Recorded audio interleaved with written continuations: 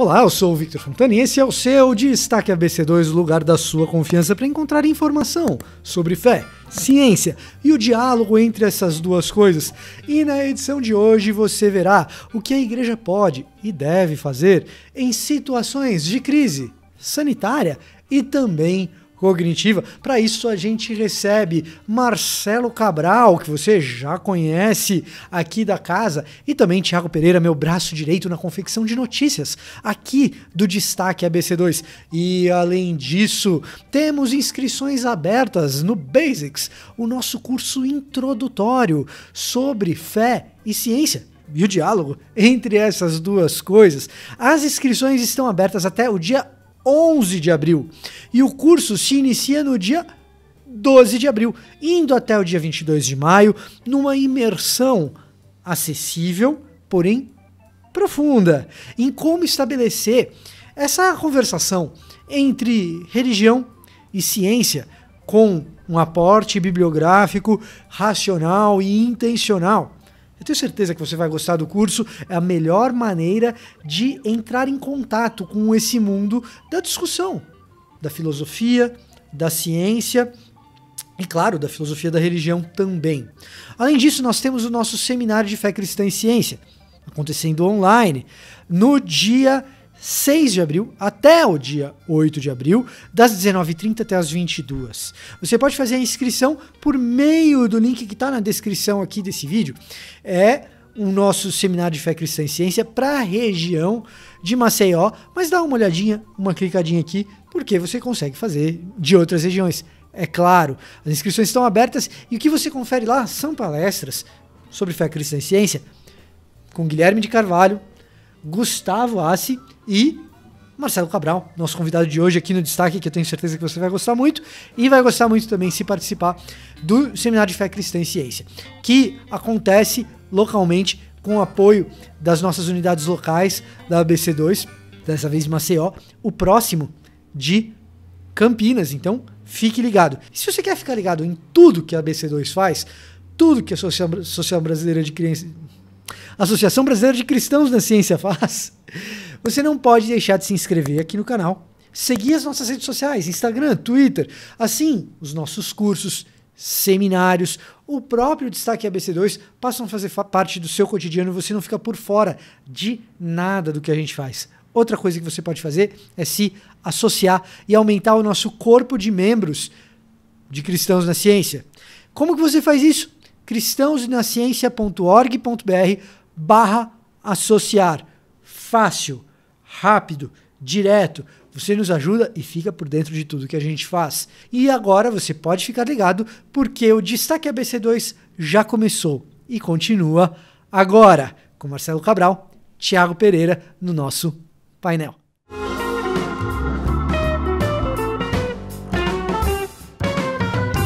Então, para conversar sobre a nossa disposição mental diante dos fatos que vêm nos comprometendo a emoção, comprometendo a nossa razoabilidade, a gente vai falar hoje com o Thiago Pereira, que tem sido o meu braço direito na confecção, na escolha das notícias aqui do Destaque ABC2. Thiago, obrigado pela tua presença. Tamo junto. Marcelo Cabral, o nosso gerente de conteúdo aqui da Associação Brasileira de Cristãos da Ciência, economista, graduado em filosofia, pós-graduado em teologia. Marcelo, obrigado por estar aqui com a gente. Prazer sempre, Vitor. A gente fala em graduado em filosofia porque geralmente a galera que faz filosofia não gosta de ser chamado de filósofo, né? Pelo menos alguns que eu conheço falam, não, eu sou um professor de filosofia, eu ensino história do pensamento, mas filósofo é outra coisa. Mas tem outros que falam que não, quem fez filosofia é filósofo. Pois é, sabia que na minha formatura, a minha professora que fez um dos discursos, ela fez uma defesa do porquê a gente pode sim se chamar de filósofo, mas fica um papo para outro dia. Eu acho que deveria, eu sei que tem gente que fica desconfortável com o título, mas eu acho que deveria. Gente, a nossa conversa ela vai arrumar hoje um pouco por essa linha do que tem acontecido no mundo com a vacinação e o que essa ideia de vacinação faz com a cabeça da gente. E aí eu queria começar pela seguinte constatação. Não tem vacina para todo mundo. Quando eu falo não tem vacina para todo mundo, gente, nós temos uma situação no Brasil que o PNI, né, ele se atrapalhou um bocado por causa dos contratos que a gente deixou de fechar, se atrasou, ou às vezes, enfim, tivemos dificuldades mesmo de aprovação das vacinas na Anvisa, enfim. Mas estamos vacinando. Mas fato é que nós temos atrasos de entrega em vacina no mundo inteiro, não só no Brasil. A Europa teve até uma pequena crisezinha com a Pfizer por causa disso. E nós temos também um problema de desigualdade. Vou jogar aqui na nossa tela, Marcelo e Thiago, um gráfico aqui de um artigo da revista Nature dessa semana que mostra a desigualdade na distribuição de vacinas ao redor do mundo de acordo com a renda dos diferentes países. Então a gente tem aqui de 8,6 bilhões de doses, 6 bilhões ficando nas mãos de países de alta renda ou de renda média para alta, enquanto os países de renda mais baixa, pelo menos por enquanto, não têm acesso a essas vacinas, nem mesmo pelo consórcio da COVAX. Para quem não está inteirado o que é o tal do consórcio, o consórcio é uma iniciativa global de união dos países justamente para que houvesse uma distribuição mais equânime das vacinas, mas mesmo na COVAX, você pega o Canadá, por exemplo, o Canadá foi lá e pegou um monte de vacina dentro da COVAX, investiu desde o começo para isso. Nós, Brasil, fizemos investimento mínimo para a cota da COVAX.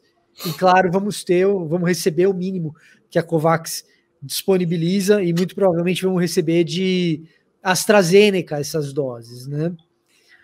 Mas eu queria ouvir de vocês, Thiago, Marcelo, diante dessa situação, duas coisas.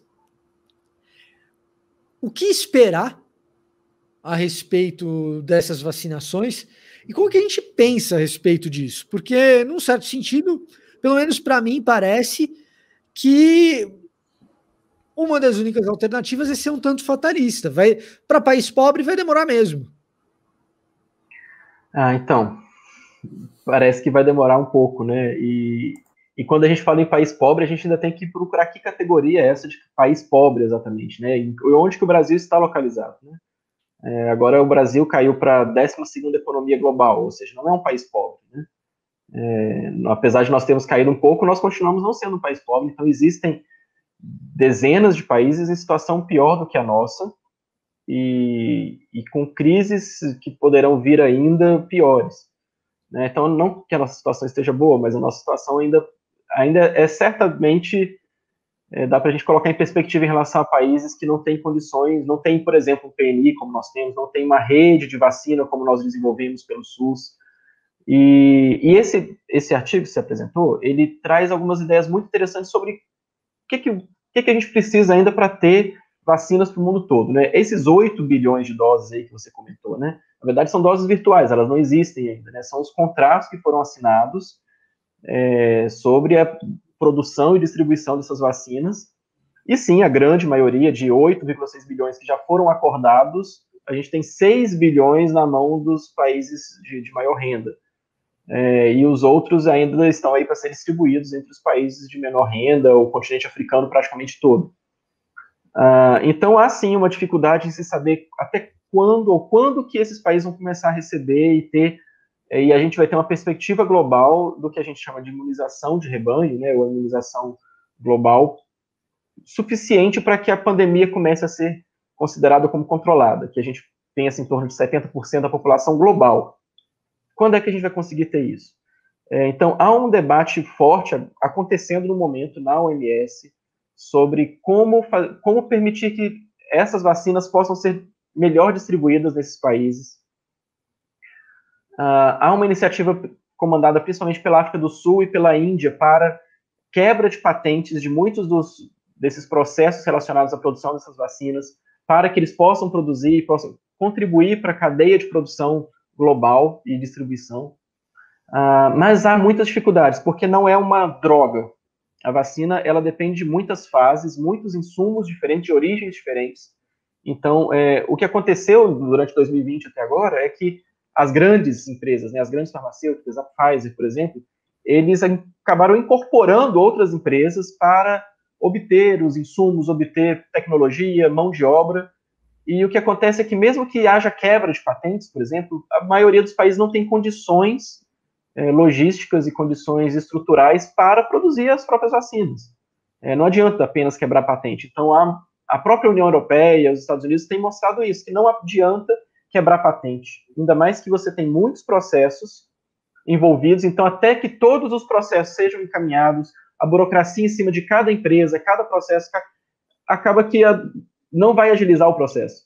O processo vai continuar lento, provavelmente vai demorar 1 ano só para que as quebras de patente sejam realizadas. Então, o que se tem trabalhado, e provavelmente agora em abril a gente vai ter uma definição um pouco melhor, é que eles estão trabalhando em cima da transferência de tecnologia, de um auxílio dos países desenvolvidos, os países para os países emergentes e os países mais pobres, né, para que a gente consiga estabelecer algum tipo de fábrica ou alguma transferência de tecnologia para que as universidades possam contribuir para isso. Então, coisas que estão incertas ainda, considerando, por exemplo, tem um dado interessante aí nesse artigo que fala que 99% das vacinas africanas, do continente africano, são importadas. No continente inteiro, a gente tem 3 fábricas de vacina. Para suprir um continente que responde por uma porcentagem considerável da população e que está, na verdade, com um boom demográfico, né, e que precisa de muito insumo, a gente vai ter que repensar. Então, a coisa não está simples, a gente tem uma perspectiva aí de alguns meses pela frente para se pensar o que vai acontecer para que a vacina atinja esses países e qual que é o nosso papel enquanto nação, inclusive, como uma nação que é de um país emergente, que necessita de ajuda e que pode ajudar, que tem uma rede de distribuição de vacina, tem o SUS, maravilhoso em relação à estrutura para vacinação nacional, mas também nós precisamos de ajuda e como que a gente pode servir a outros países em relação a isso. Como que a gente pode participar, inclusive,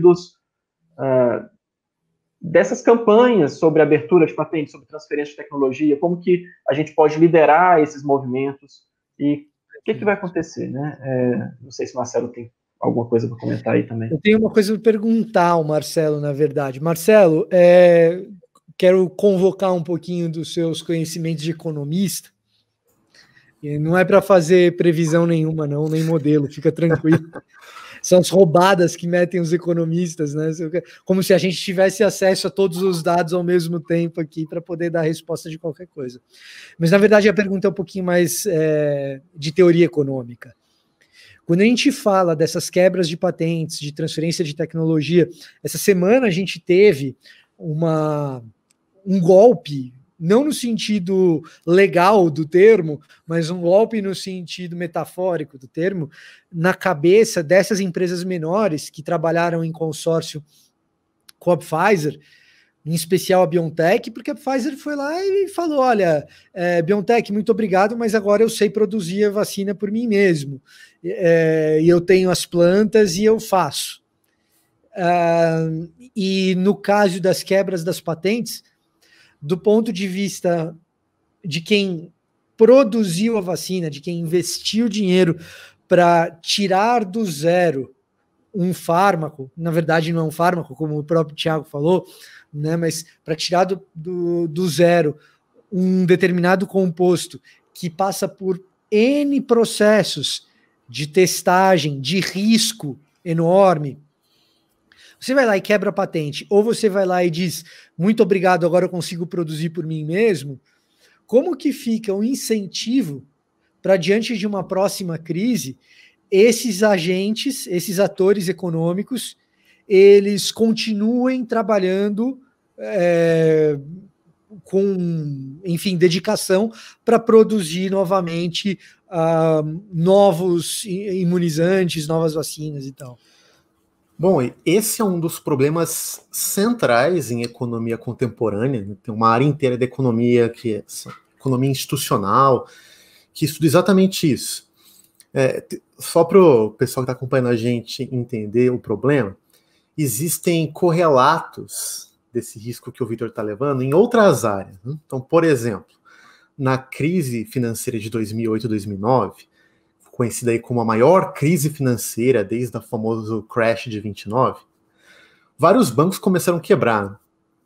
E houve uma pressão para os grandes bancos governamentais, especialmente nos Estados Unidos, mas também no resto do mundo, para que eles fornecessem liquidez, até que eles comprassem os papéis ou dívidas problemáticas, incorporassem isso, assumissem essa dívida para sustentar os bancos.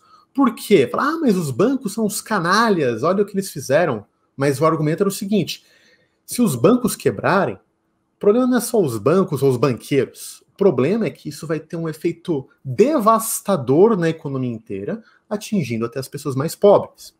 Mas daí tem um problema. Tá bom, daí vai lá o banco e quer dizer, vai o grande banco, tem até a expressão em inglês, o Big Bank, que é o banco governamental, no caso dos Estados Unidos, o Federal Reserve, no Brasil, o Banco Central, ele vai lá e salva os bancos. Mas será que isso não vai gerar um tipo de estímulo para os bancos que operam no dia a dia continuarem operando em negociações arriscadas, problemáticas e até, de um ponto de vista econômico, perigosas? Porque eles sabem que se der ruim, no final do dia vai chegar lá o banco governamental e suprir. Então é um problema até de risco moral. Né? Agora, aplicando isso para o nosso caso, da produção de vacinas, é análogo pelo seguinte: de um lado, você tem uma necessidade instantânea de produção de vacinas, na maior escala possível, para a gente vacinar as pessoas e segurar o avanço da pandemia. E especialmente nos países em que o vírus está rolando descontroladamente e gerando novas variantes.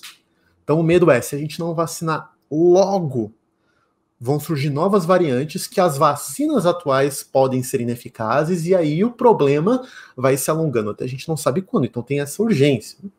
Agora, por outro lado, tem a questão dos contratos e o estabelecimento de confiança de quem fez parte da produção de vacinas, e como cada uma dessas etapas, ou empresas, ou agentes econômicos nos processos de produção vão ser propriamente ressarcidos pelo seu investimento de tempo, de recursos, de dinheiro, de inteligência, de tecnologia. Então, é o tipo de coisa que não existe uma solução simples. Agora, você talvez, Vitor, já tenha apontado um dos problemas, que é o seguinte: tá bom, nós quebramos contratos agora por questão de necessidade ou por questão de interesse. Daqui 5, 10 anos surge uma nova pandemia, Deus nos livre, mas surge uma nova pandemia. Será que essas companhias importantes de pesquisa vão ter o mesmo ímpeto para produzir ou para investir recursos, tempo, tecnologia para desenvolver as vacinas, sabendo que num passado recente houve uma quebra de contrato e de confiança e que elas novamente podem ficar na mão? É complicado, né? Então aí a gente tem toda uma questão da economia institucional e dos contratos que fica complexa para a gente compreender. Um dos pontos importantes que a gente tem que entender num momento de crise é o papel do governo, o papel dos governos, o papel dos estados. Por quê? Porque eles têm uma capacidade em tempos de crise de operar não na base do lucro, não operar na base do caixa, pelo menos nesse momento, e de atender à crise, que é compra a vacina, paga fornecedor, assume essa dívida, vacina, e a gente mais para frente negocia, vê como fica, tentando não prejudicar nenhuma empresa ou nenhum grupo de investimento, nenhuma universidade, ninguém que fez pesquisa nesse momento.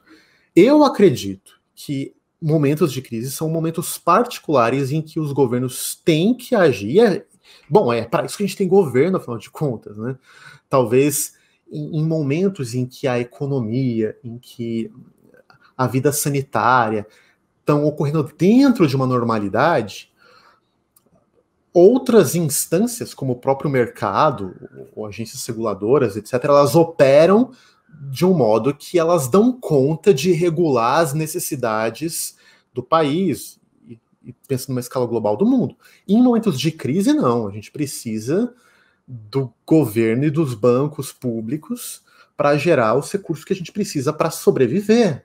Eles têm os mecanismos, eles têm os meios.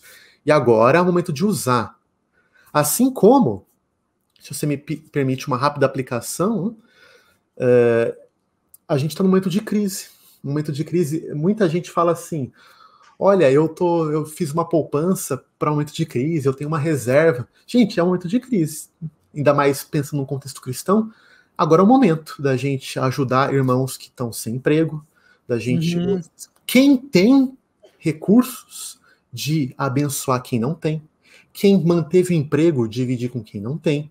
Esse é o momento. Para quem teve a possibilidade de poupar, para a gente dividir. Com sabedoria, mas dividir. Esse também é um momento que, se a gente, afinal de contas, organizou o mundo com estados nacionais e com governos nacionais e com bancos federais, esse é um daqueles momentos fundamentais para eles agirem em todas as instâncias. Desde prover o dinheiro para o pequeno cidadão continuar pagando suas contas, desde bancar os custos de transação de vacinas e ajudar as pessoas a serem vacinadas. Perfeito. Marcelo, ainda um pouco nessa linha, você comentou um pouquinho, tangenciou o comportamento cristão individual, a parte do Estado ou dos grandes agentes. Nós temos, o Thiago colocou aí uma situação que às vezes a gente perde de visão, o fato de que, sendo brasileiros, nós somos um país em desenvolvimento. Alguém poderia dizer, no meio do caminho, a gente não é nem um país desenvolvido, mas a gente também não está entre as nações mais pobres do mundo. Se pegar a situação da América Central, dos países caribenhos, talvez a gente tenha uma dificuldade, ou pelo menos uma perspectiva de dificuldade muito maior do que a nossa. O México revisou os números de óbitos deles na última semana, e hoje a gente sabe que o México tem mais de 300 mil óbitos. Vizinho ali do México, você tem uma série de nações com indicadores de desenvolvimento humano muito piores do que Brasil e México. Então, se eu sou um daqueles países da América Central, a gente fala muito de África, a gente esquece que a gente tem vizinhos aqui que passam por dificuldades muito similares às dificuldades africanas. Né? Se você falar de Guatemala, se você falar de Nicarágua, são países que têm uma dificuldade enorme, Nós, como igreja, e como igreja brasileira, podemos fazer alguma coisa? Com certeza, né? Só um pequeno acréscimo a esse ponto que você levantou do Brasil ser um país em desenvolvimento, talvez que não seja considerado nem um país totalmente subdesenvolvido, mas também não entre os países desenvolvidos. Vale a pena lembrar 2 dados, tá? Nós somos a 12ª economia do mundo, se eu não me engano, como o Thiago disse, mas em termos de renda per capita estamos lá pela 80. Né? Distribuição de renda não é das melhores. Nós estamos entre os 5 países mais desiguais do mundo. A desigualdade econômica, ela coloca desafios monumentais. E o Brasil é um país grande, tanto territorialmente quanto populacionalmente. Isso coloca desafios dificílimos que países menores não enfrentam, pelo menos nesse sentido. Né? Então o Brasil tem a dificuldade da desigualdade econômica, do nosso tamanho, que agravam os problemas, inclusive quando a gente pensa em distribuição de vacina e soluções econômicas para os nossos problemas. Por sinal, o que acontece com uma crise como a atual? Né? A crise como a atual, ela revela e intensifica problemas que já existem. Uma crise com a Covid, ela revela os gargalos da nossa economia, da nossa vida política, da nossa estrutura social, e intensifica. E isso mostra para a gente como Deus permitindo a gente transite para uma fase pós-Covid, nós precisamos, enquanto sociedade, enquanto igreja, enquanto cidadãos, pensar os problemas estruturais do Brasil e olhar com coragem para ver como nós podemos melhorar, como a gente pode ser um país menos desigual, como a gente pode ser um país com oportunidades para as pessoas, um país com uma estrutura educacional que forneça pessoas de diferentes camadas sociais oportunidades semelhantes de acesso à cultura, informação, conhecimento e emprego. Né? Esse é um problema que a gente nunca pode esquecer e que a Covid vai passar, mas esse problema vai continuar. Pensando em como igreja, tem tanta coisa rica para a gente pensar a partir de uma teologia bíblica, né? Mas deixa eu colocar uma coisa, que é o seguinte: se a gente pensa numa situação do bairro, há sempre uma pergunta que vale a pena a gente pensar. Se a sua igreja hoje desaparecesse, fechasse as portas, o quão o seu bairro sentiria falta? Quão os vizinhos? Pior, né? Tem alguns lugares que os vizinhos dariam graças a Deus. Os vizinhos ateus. Mas isso coloca pra gente o quê? Uma lembrança de que a igreja, como corpo místico de Cristo, mas cada igreja local, ela deve funcionar como um pequeno sinal da ressurreição. Um pequeno sinal de que a vida nova, prometida por Deus e iniciada em Jesus Cristo, já começou a jorrar no presente. De que as bênçãos celestiais que a gente lê em Efésios 1 já começaram a estar disponíveis para o povo de Deus e, através do povo de Deus, para todas as nações.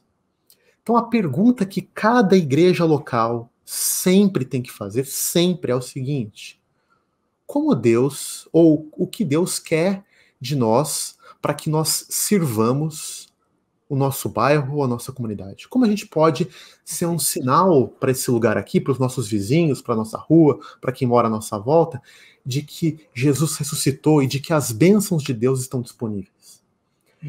É um Deus hospitaleiro? Como que a gente pode fornecer hospitalidade? É um Deus da abundância, que criou um mundo cheio de beleza e recursos? Como a gente pode estender os recursos para quem não tem? Então, num momento como esse, eu diria: bom, pessoal, tem gente no Brasil passando fome.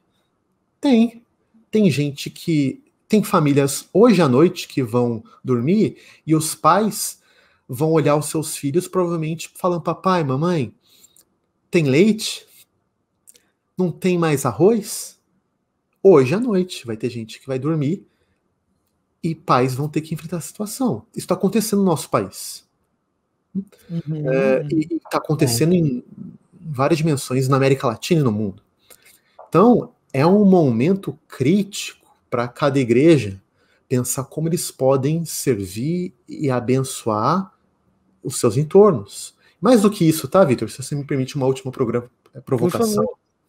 Talvez seja um momento daqueles críticos para igrejas que tenham muitos recursos acumulados, para comprar terrenos, fazer construções, para que eles vejam como um daqueles momentos de kairos, daqueles momentos especiais que Deus fala: não, por que você não vai e vende e distribui? Porque agora né? Agora é aqueles momentos críticos para que a gente reveja planejamento e olhe para quem está no lado passando as necessidades mais críticas, e que a gente possa, como corpo de Jesus, e confiante de que Ele é um Deus de toda bênção, de toda hospitalidade e de toda riqueza, e porque a gente possa distribuir e sinalizar isso para as pessoas. Eu queria passar para o Thiago Pereira, mas antes disso eu queria só lembrar que essa semana nós tivemos uma entrevista no Roda Viva do Edu Lira, no Gerando Falcões, falando de filantropia. A entrevista está muito boa. Eu só queria lembrar uma das coisas que foi meio que mote de muita coisa do que ele disse, e disse em concordância com o pessoal da CUFA, da Central Unificada de Favelas, pessoas que lidam com a parcela mais pobre do Brasil. Nesse momento da pandemia, nós estamos vivendo um esgotamento da filantropia.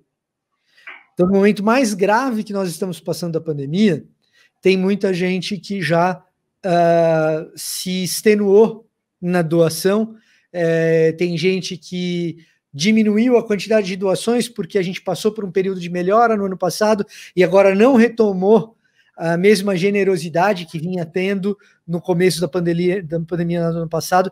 E todo mundo que lida com filantropia no Brasil está fazendo o seguinte apelo hoje: se você tem condições, volte a doar.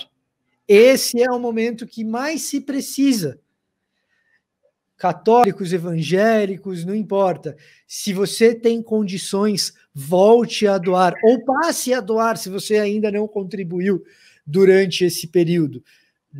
O Edu Lira é uma entrevistaça, vale a pena ver. Tiago, eu queria que você desse a consideração que você ia dar, mas eu queria já emendar que você respondesse o seguinte.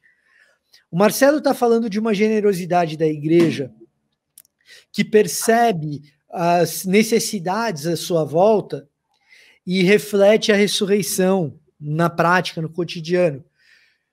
Só que a gente olha para essa igreja e olha muitas vezes para as pesquisas em relação a ela, e a gente se depara com o que o Datafolha disse nessa semana, que evangélicos têm menos crença em vacinas do que o brasileiro médio.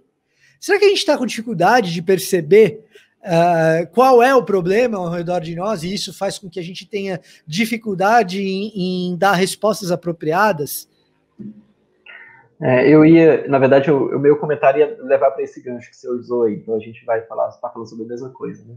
Ótimo, porque o Marcelo falou sobre algo muito prático, né, da igreja local, desse acesso, desse alcance que a igreja pode ter na sociedade, de se mostrar como um ponto de luz, no bairro, na cidade e no país. Mas aí, se a gente extrapola isso para país, né, e a gente pensa nessa máxima que muitas vezes muitos usam, que o Brasil é um país cristão, o que significa o Brasil ser um país cristão, de fato, né? E aí a gente pensa nesses esforços tão grandes e que muitos evangélicos têm empreendido em defender certas posições ou de buscar questionar certas reportagens, certas pesquisas, certas estatísticas, de resistência contra medidas sanitárias, resistência contra fatos que estão sendo apresentados diariamente que deveriam gerar lamento e geram simplesmente desconfiança. Isso, assim, é um esforço muito grande empreendido numa direção que parece realmente estar totalmente contrária, né, à direção que deveria estar sendo empreendida. Como cristãos, né, onde nós estamos empreendendo nossos esforços, onde nós estamos direcionando os nossos olhos e o nosso coração para compreender? Será que o mais importante é, de fato, descobrir se o número de mortos é real, ou a gente deve se preocupar com os mortos que já existem e que precisam, as famílias enlutadas que precisam de apoio? Eu preciso ficar me preocupando, de fato, com ficar averiguando se o número está batendo, se os enterrados, os enterros estão sendo daquelas pessoas mortas por Covid, ou eu preciso me preocupar com a morte em si que está acontecendo e que precisa de acesso. Existem órgãos responsáveis para fazer esse trabalho, para que a gente não se preocupe nas nossas vidas privadas e ir atrás disso, né? Existem a sociedade ou a estrutura social precisa nos oferecer liberação para que a gente não precisa ficar verificando toda hora essas coisas, porque as coisas estão acontecendo. Mas o que está acontecendo e como é que eu vou trabalhar em cima dos fatos que eu estou vendo como cristão? E aí isso é algo que tem incomodado bastante, tem me incomodado, eu acho que tem incomodado vocês também, sobre onde que nós investimos nossos esforços e como que nós, como país cristão, buscamos realmente responder às mazelas e às demandas de um povo que está sofrendo no momento. Eu não preciso esperar, por exemplo, recontar o número de mortos para saber se eu vou agir ou não. Eu não preciso esperar isso, né? Isso não interessa, na verdade. O que interessa é cuidar de quem está sofrendo agora e de como que o Brasil, enquanto nação, consegue entender que existe São Paulo, mas também existe Amazonas, existem povos ribeirinhos, existem favelas e miséria nos dois lugares. Como atingir esse pessoal, como chegar, como tratar de pessoas que precisam de prioridade em vacinação, como definir, inclusive, prioridades, como que nós podemos lutar por isso nas câmaras necessárias, onde a gente pode ter voz, como exercer a presença cristã de forma real e de forma que vai fazer diferença onde precisa. Eu acho que a gente tem visto muito isso de cristãos ocupando espaços, mas não fazendo diferença. E aí essa pesquisa que você mostrou, né, que tem indicado como que a resistência de cristãos, e mais de evangélicos que de católicos, em relação às vacinas, uma porcentagem de cristãos que ainda não compreendem totalmente, ou que têm dúvidas, ou que têm sérias barreiras contra medidas sociais, medidas sanitárias, medidas terapêuticas que podem ser trabalhadas, né? Mas é interessante quando a gente vê essas estatísticas, que nós vemos que eles estão em torno, por exemplo, de 10%, 20% de quem tem mais resistência. Os números de quem tem mais resistência parece que são 14%, algo assim, em evangélicos. Ou seja, se a gente olha para o outro lado, existe mais de 80% de evangélicos que estão com visões favoráveis e compreendendo a dimensão do problema. Ou seja, são pessoas que precisam de direção para melhorar ainda mais esse quadro, né, e para que a gente atinja novas situações, ou melhores situações. E há também um ponto-chave nessa pesquisa, talvez o Marcelo possa comentar depois, ou você, sobre quem eles atribuem a maior responsabilidade nas informações e na conscientização da sociedade. E entre presidente, governador, prefeito ou outros líderes. E eles colocam muito nas contas do presidente, né, do presidente da nação, o presidente de uma nação, que vai ser um dos responsáveis por mostrar a importância de certas medidas, né? Então, como que isso mostra a necessidade de figuras públicas que mostrem um comportamento responsável e que mostrem uma compreensão total dessa situação global, que envolve a miséria, que envolve a morte, que envolve o problema momentâneo, que envolve esse imediatismo que nós precisamos tratar agora. E entender tudo isso, né? Há muita coisa aí que os evangélicos têm mostrado que ainda a gente precisa de um trabalho para ser feito.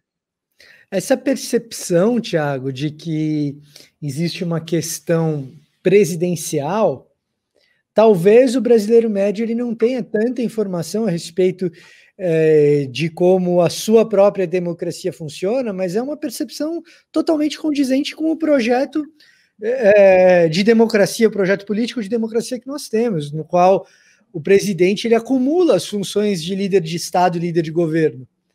Então, ao mesmo tempo que ele tem as atribuições de organizar o orçamento, e principalmente isso, em torno de resolver os problemas que o país tem, de se comportar também, do outro lado, como estadista. Sim. Aquele que leva para a união da nação, para a pacificação no momento de crise, para orientação de toda a população, para que, inclusive, instigando o cuidado de um cidadão com o outro, esse amor ao próximo, né, que extrapola o princípio cristão, mas que é um princípio para toda a humanidade, né? Instigando isso, instigando como que nós podemos agir nos nossos microcosmos, né, nas nossas realidades, inclusive em relação às igrejas, como as igrejas podem agir. Eu vejo muito disso, né, uma preocupação muito grande sobre fechamento ou não de igrejas, mas pouca preocupação em entender o que uma igreja pode fazer. Já que existe uma igreja local, o templo às vezes está fechado, mas com templos fechados, como a igreja pode agir? O que a igreja ainda pode fazer? A igreja pode distribuir cesta básica? Pode, não precisa de templo aberto para que a cesta básica seja entregue. A assistência que pode ser realizada? Pode, não precisa de templo aberto para isso. Então, mais do que se preocupar com o templo fechado, é se preocupar com o que pode ser feito com a igreja local, como guiar as igrejas nesse momento, que às vezes estão perdidas porque estão muito se preocupando com outras coisas e estão deixando de perceber a crise que está em frente, a crise humana e que precisa de nós. Tiago, e é um negócio interessante, a gente tem aí 86% que entenderam pelo menos um pedaço de que o problema é grave, de que existe necessidade de vacina. Pode até ser que o número de pessoas que enxergam uma situação nublada pela desinformação entre evangélicos seja maior do que entre outras populações. Mas a gente tem aí 80% que entenderam pelo menos um pedaço da questão. Marcelo, eu queria ouvir de você a respeito desse processo de identificação daquilo que é correto, daquilo que é verdadeiro, numa situação como essa, porque me parece que a maior parte da igreja está afim. Talvez não esteja bem orientada, mas essa pesquisa, eu olhando pelo viés positivo que o Thiago sugeriu, eu penso em 80% da igreja que está afim. Como que é esse processo de percepção da realidade por parte da igreja, de como ser essa igreja ressurreta que você mencionou? Boa pergunta. Envolve tantos elementos, né? Mas para aplicar e para a gente pensar junto rapidamente sobre a nossa crise atual, tem algumas coisas, porque normalmente a gente fala de conhecimento num sentido muito geral, abrangente. Como eu conheço as coisas? Como eu posso saber se uma coisa é verdade ou é falsa? Mas, aí que é o problema, o conhecimento, ele não é um tipo natural ou uma coisa única.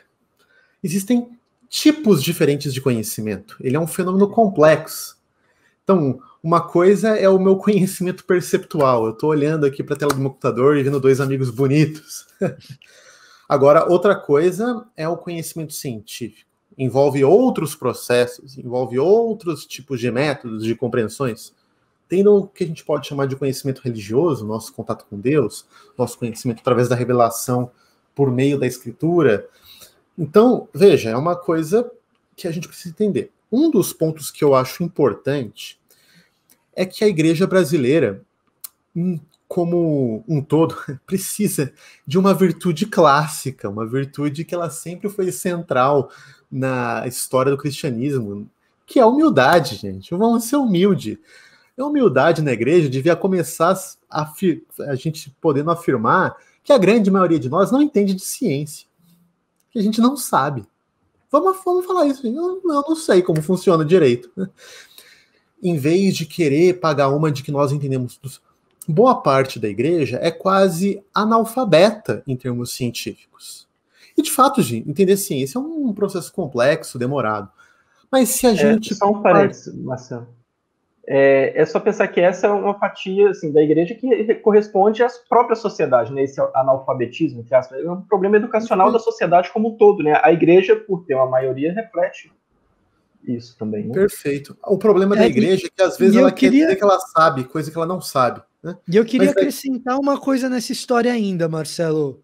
A modernidade não ajudou ninguém com humildade, na medida em que os saberes se multiplicaram de tal maneira que é extremamente desconfortável a gente ser humilde a ponto de dizer que conhecimento é um negócio tão amplo que eu sou sempre um analfabeto.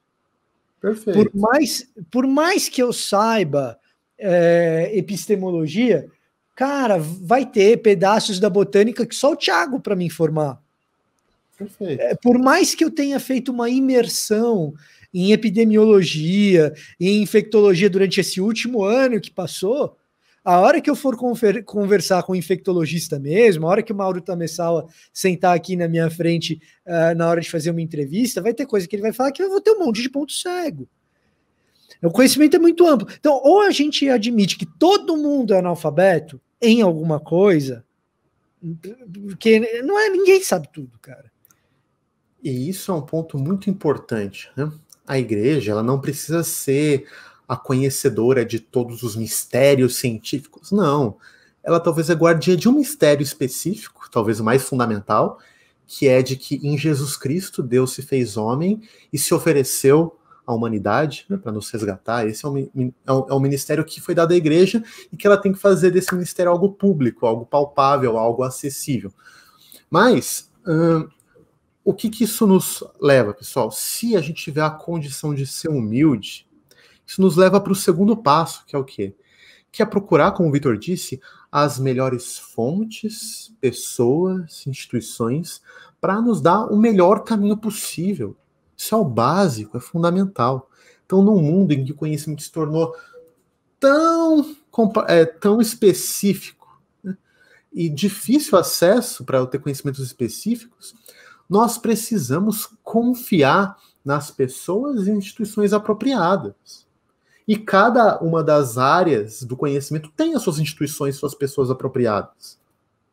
No caso, quando a gente pega o conhecimento científico, nós temos as melhores revistas acadêmicas, nós temos as melhores universidades que produzem congressos, seminários, atas.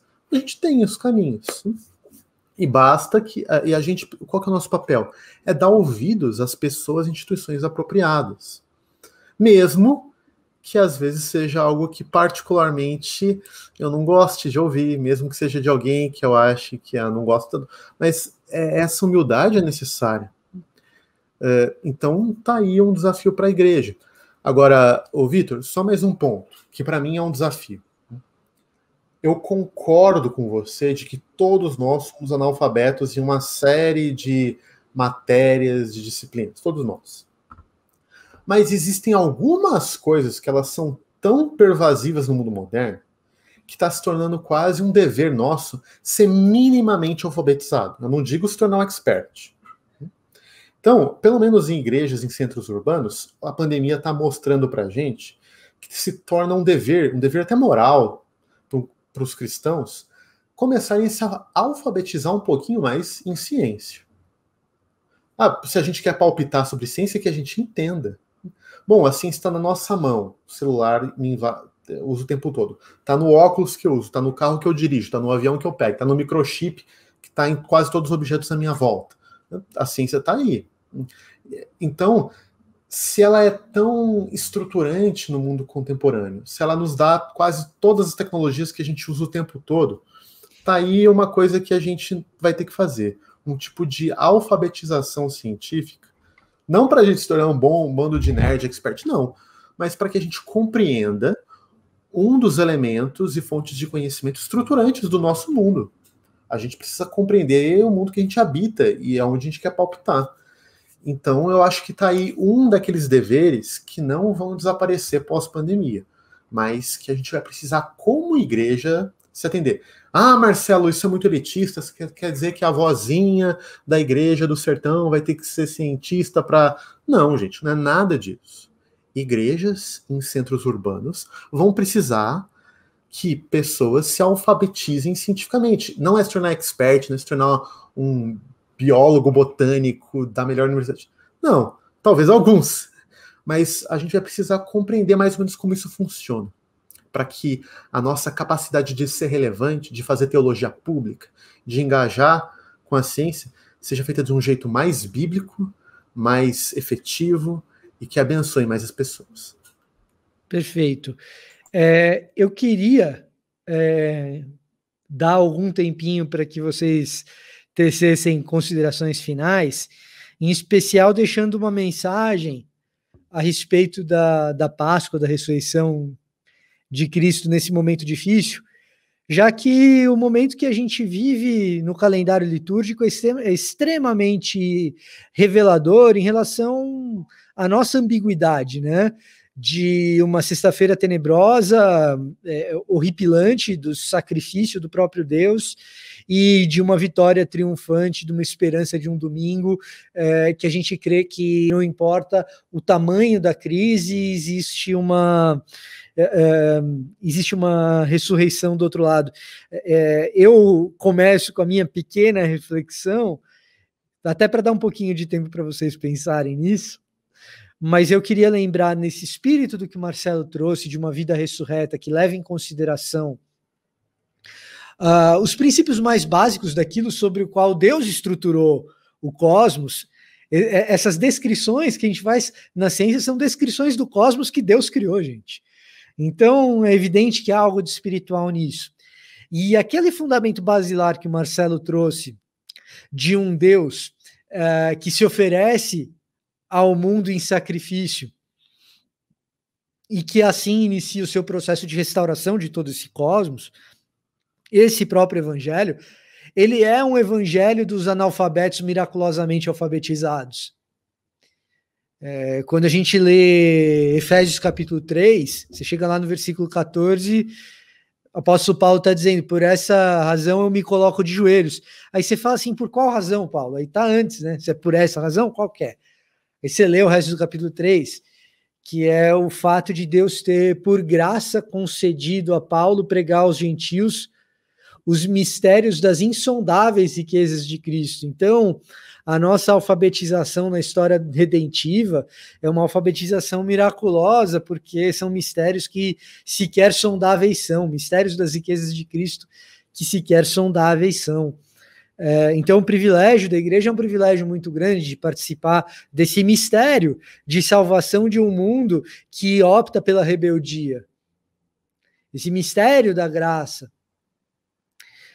Sendo assim, se a gente tem o privilégio de pregar sobre o mistério das insondáveis riquezas de Cristo, se torna nossa responsabilidade querer saber o mínimo a respeito, pelo menos a respeito daquilo que a gente consegue saber. Eis a ciência.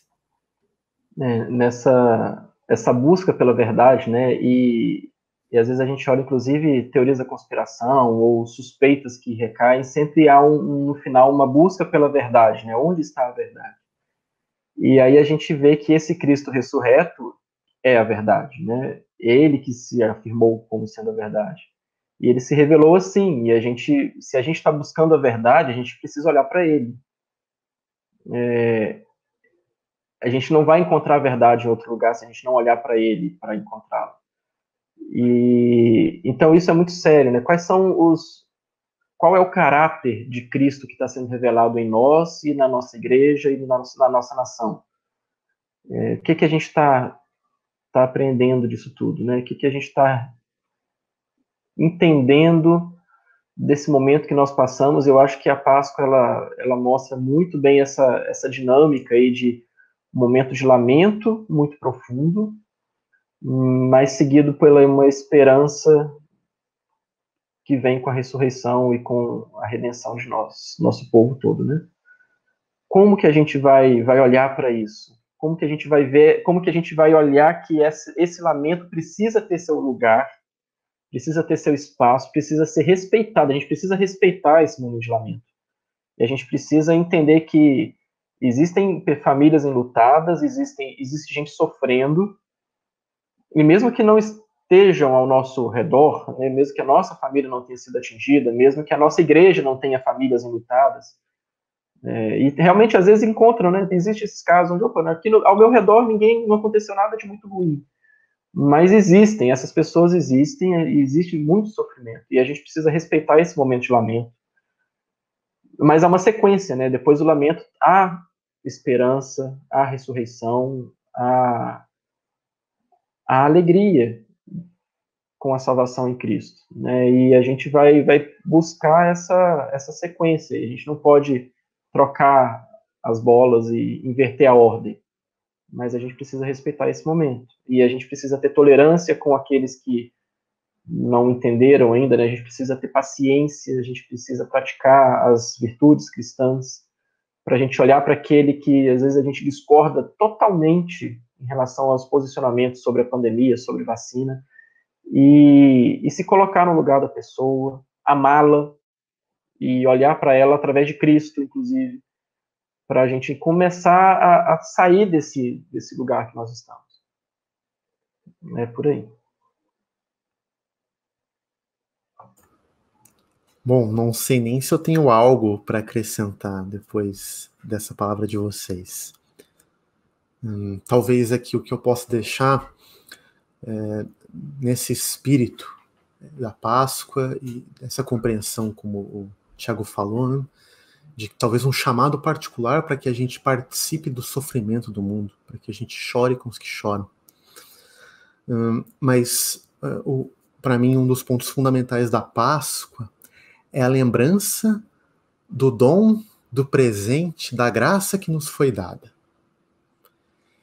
E de como há um chamado para que nós, como igreja, não só nos lembremos daquilo que nos foi dado, mas criemos a consciência que somos a comunidade que vai tomar essa graça e colocar ela acessível para os de fora, para o nosso próximo, para o nosso vizinho, para o nosso entorno. Que a Páscoa seja esse momento da gente, cada um de nós, cada uma das nossas comunidades, para que a gente perceba aquilo que Deus nos concedeu, para que a gente possa olhar para o lado e passar para frente e dividir. Então, com essas palavras, a gente deseja a todos que assistem o Destaque ABC2 uma excelente Páscoa, na medida daquilo que é possível. Mas a Páscoa ela é sempre excelente. Não existe outra excelência a não ser ter a convicção de que o sofrimento que temos é partilhado por um Deus que sabe sofrer, que escolheu sofrer sem precisar. Então, é nesse sentido que a gente deseja uma excelente Páscoa a cada um que assiste o Destaque ABC2, e é assim que a gente faz o convite, para que você continue conosco, toda quinta-feira, nessa jornada de informação, de diálogo entre fé e ciência, aqui no Destaque ABC2, com o noticiário, mas também com tudo que a Associação Brasileira de Cristãos na Ciência tem tentado fazer para munir a igreja brasileira de ferramentas, justamente para poder lidar com sabedoria e com responsabilidade diante de tudo isso que tem se apresentado diante de nós, tá certo? Fique ligado, a gente volta na próxima quinta-feira. Até a próxima. Marcelo, Thiago, mais uma vez, muito obrigado. Um abraço, pessoal.